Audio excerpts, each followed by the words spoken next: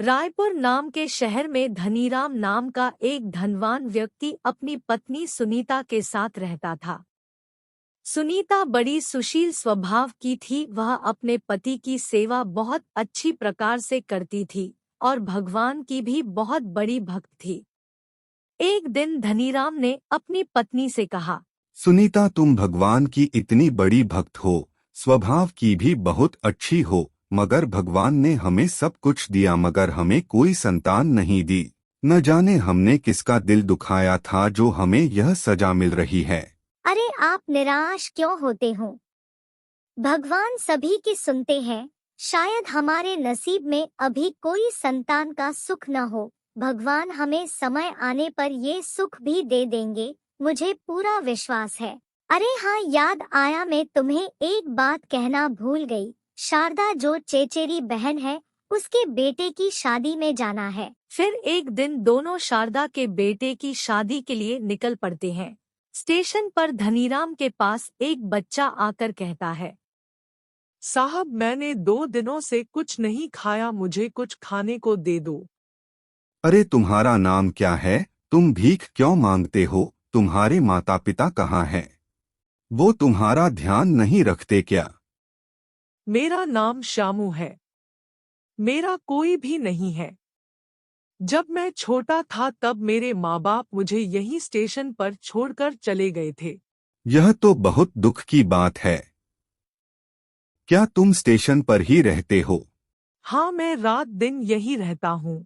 जब कोई खाने के लिए देता है तब खा लेता हूँ, वरना यहीं भूखे पेट सो जाता हूँ।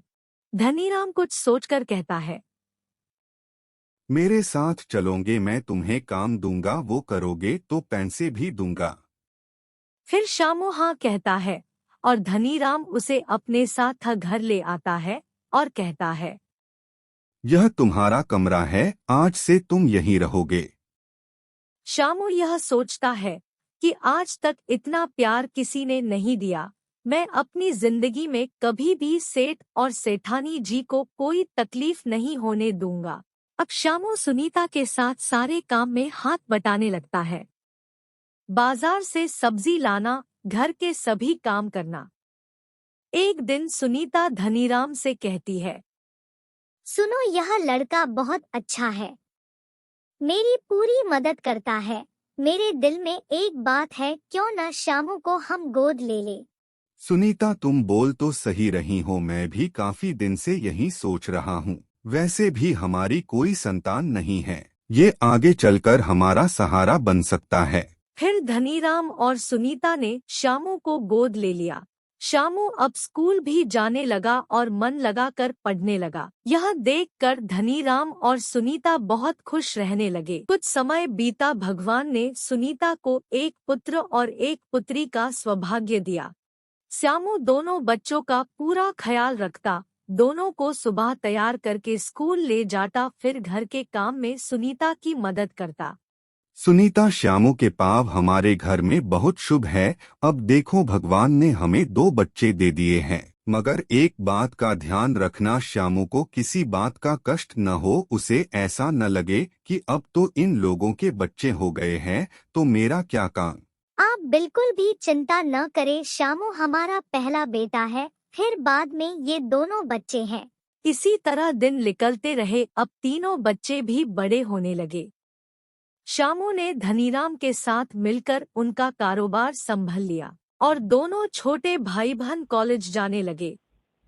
कुछ समय बाद धनीराम और उसकी पत्नी का एक एक्सीडेंट में स्वर्गवास हो गया।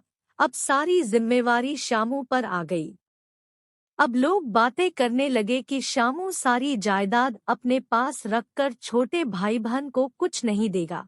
एक दिन श्यामू ने दोनों भाई बहनों की शादी करके सारी दौलत उनके नाम कर दी। फिर वह चारों धाम की यात्रा में निकल गया।